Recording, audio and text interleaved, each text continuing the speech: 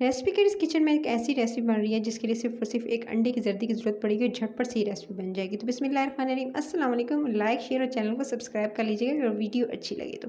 सबसे पहले एक मिक्सिंग बाउल के अंदर आपने ऐड करना है अंडे की जर्दी को। एक अदद अंडे की जर्दी के अंदर ही आपने शामिल करनी है 1 टेबल स्पून चीनी। चीनी नॉर्मल जो खाने का चम्मच होता है बस उतनी ले लीजिएगा और उसके बाद आपने दोनों चीज़ों को विस्कर की मदद से, हैंड विस्कर की मदद से अच्छे से फेंट लेना है। इस रेसिपी के लिए आप हैंड विस्कर का इस्तेमाल भी कर सकते हैं और इसके साथ आप इसके लिए बीटर का इस्तेमाल भी कर सकते हैं। जहाँ जहाँ आपको बीटर की ज़रूरत पड़ेगी मैं आपके साथ शेयर कर दूँगी। तो पहले तो मैंने अच्छे से हैंड विस्कर्स के दोनों चीज़ों को अच्छे से फेंट लिया है। फिर आपने इसके अंदर शामिल करना है, ये मेरे पास है तकरीबन 3 टेबल स्पून मैंने लिया था।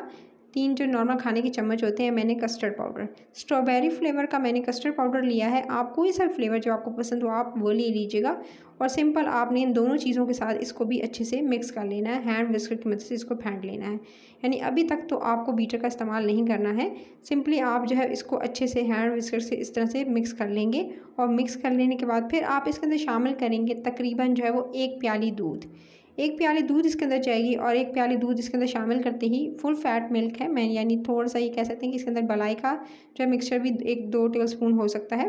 उसके बाद जी आपने दोनों चीज़ों को, यानी अगर आप टेट्रा पैक वाले ले रहे हैं दूध तो फिर आपने जो है तकरीबन 1 प्याली करीब इसके अंदर शामिल करना है और अगर घर का खुला दूध इस्तेमाल कर रहे हैं तो फिर आप जो है इसकी मिकदार बढ़ा सकते हैं।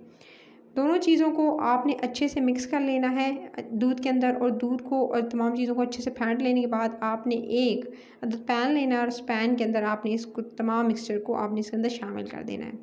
आँच रखेंगे बिल्कुल हल्की, हल्की धीमी आँच रखेंगे, दरमियानी नहीं होनी चाहिए, बिल्कुल हल्की धीमी आँच, ताकि तमाम चीज़ें पकती जाएँ और ये गाढ़ापन इसके अंदर आता जाएगा, क्योंकि नॉर्मली जो कस्टर्ड पकाया जाता है उससे ज़्यादा हमें थिकनेस चाहिए होगी इस रेसिपी में। तो मैंने पहले चम्मच से थोड़ा-सा मिक्स किया, उसके बाद हैंड विस्कर का इस्तेमाल कर रही हूँ और उससे मैंने इसको जी अच्छे से फेंटना शुरू कर दिया। उसके बाद जी अब आपने इसके अंदर शामिल करना है तकरीबन 1 टेबलस्पून आपने मैदा या कॉर्नफ्लोर घोलकर, मैंने मैदे का इस्तेमाल किया है, उसको सिंपल पानी में घोल के इसके अंदर शामिल कर दिया है और फिर बराबर जो हैंड विस्कर का इस्तेमाल किया है। अच्छा, ये तमाम चीज़ें मैंने आपको बताया कि आपने बीटर का इस्तेमाल तब करना है जब आपको जो है ज़रूरत पेश हो कि आप ये तमाम चीज़ें जो है अच्छे से फेंटना चाहते हैं। अच्छा, तो आप जो है हैंड विस्कर की बजाय आप जो है बीटर का इस्तेमाल कर सकते हैं इस रेसिपी को पकाने से पहले। तो इस तरह से मैंने तमाम इस रेसिपी को हल्की धीमी आंच पे कुक किया और ये देख सकते हैं इसमें गाढ़ापन आ गया है। जब बिल्कुल इस तरह का हो जाए कि बिल्कुल रनी ना हो, बिल्कुल अच्छे से थिकनेस इसके अंदर आ जाए, रूम टेम्परेचर पे आने दीजिएगा। चूल्हे से उतारिएगा, रूम टेम्परेचर पे आ जाए, ठंडा हो जाए, चूल्हे से उतार कर उसको ठंडा करके फिर आपने एक इस तरह से मोल्ड के अंदर किसी भी आप जिस चीज़ में आपने इसे सेट करना है उसमें इसे सेट करेंगे। लेकिन ठंडा करके उसके बाद ही आप इसको किसी इस तरह से जो है बर्तन में या किसी पॉट में आप इसे ठंडा कीजिएगा और उसके बाद ही सेट कीजिएगा। मैंने उसके बाद इसको 2 घंटे के लिए फ्रिज में रख दिया था। फ्रिज में रखेंगे ताकि ये अच्छे से सेट हो जाए। 2 घंटे बाद फ्रिज से निकाला है मैंने इसको और निकालने के बाद अब आपने इसकी कटिंग स्टार्ट करनी है। याद रहे कि इसे धीमी आंच पे कुक करना है और जब हल्की आंच पे कुक कर लेंगे, जब अच्छे से गाढ़ापन आ जाएगा और बिल्कुल इतना गाढ़ापन आ जाए पकते हुए कि बिल्कुल रनी ना हो, बिल्कुल एकदम जो है वो स्टिकी हो जाए, तभी आपने चूल्हे से उतारना है और ठंडा करना है। फिर किसी बर्तन में शिफ्ट करके और फ्रिज में 2 घंटे के लिए रखना है। उसके बाद आपने इस तरह से निकाल कर इसकी कटिंग स्टार्ट करनी है। आप अपनी मर्ज़ी से कर सकते हैं, यानी चाहें तो आप इस तरह से लंबा-लंबा काट सकते हैं, चाहें तो आप इस तरह से जो है वो इसे छोटे-छोटे पीसेस में काट सकते हैं, जिस तरह से मैं कट कर रही हूँ। तो इस तरह से आप इसे कटिंग कर लेंगे, ईज़िली आप इसे कट कर सकते हैं। याद रखें पहले फ्रिज में ज़रूर रखिएगा 2 घंटे के लिए, उसके बाद ही आप इसकी कटिंग कीजिएगा ताकि सेट हो जाए। और उसके बाद आपने थोड़ा-सा कोकोनट डेसिकेटेड नारियल जो है वो आपने इस तरह से कोकोनट लेना है और नारियल के बुरादे को आपने अच्छे से इसके ऊपर कोट कर लेना है। थोड़ा-थोड़ा कोट करते जाएँगे और इस तरह से जी से सेट करते जाएँगे। इसी तरह से सारा जो है वो इसी तरह से लगाते जाएँगे। इस पे हल्की-सी कोटिंग करेंगे।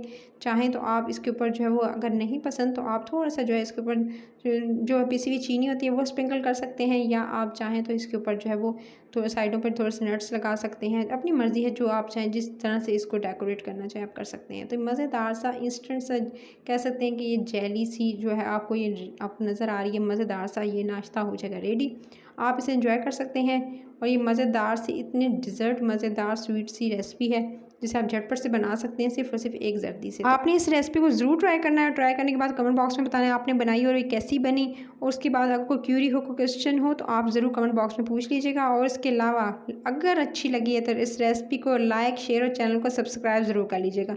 मज़े मज़े की रेसिपीज़ के लिए सब्सक्राइब कर लेंगे, नोटिफिकेशन मिलेगी और एंजॉय कर सकेंगे, चाहे वो बिस्किट से रिलेटेड हो, केक से रिलेटेड हो, चाहे वो आइसक्रीम से रिलेटेड हो। मज़े मज़े की आइसक्रीम्स की ढेरों रेसिपीज़ मैंने अपलोड की हैं, जाकर ज़रूर देखिएगा और उनको ट्राई ज़रूर कीजिएगा। इतनी यमी और इतनी मज़ेदार आइसक्रीम की रेसिपीज़ हैं कि आप हैरान रह जाएंगे। रेसिपी अच्छी लगे तो सब्सक्राइब करते हुए अपना ख्याल रखिएगा। Till the next video, take care.